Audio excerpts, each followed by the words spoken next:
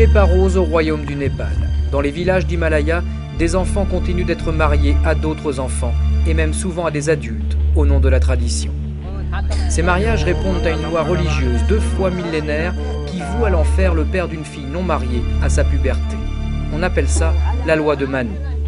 Aujourd'hui encore, 96% des filles sont mariées avant leurs 16 ans. Pourtant, la loi civile népalaise l'interdit. Aucune caméra n'avait filmé ces mariages. Sita a 11 ans, elle se marie avec Dol, un homme de 28 ans qu'elle découvre aujourd'hui. Il est ivre.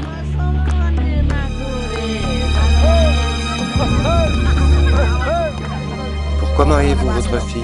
Il fallait le faire. Oui, mais pour quelle raison?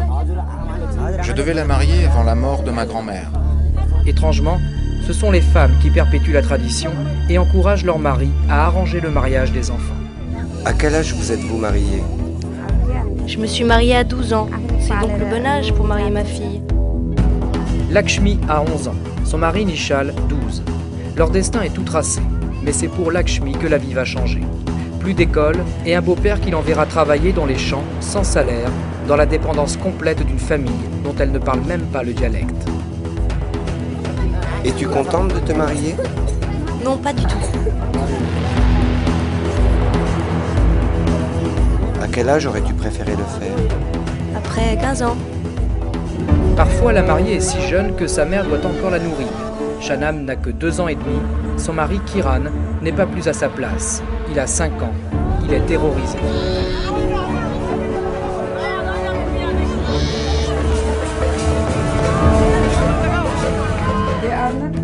Les filles ne sont pas préparées à être des mères, ni mentalement, ni physiquement.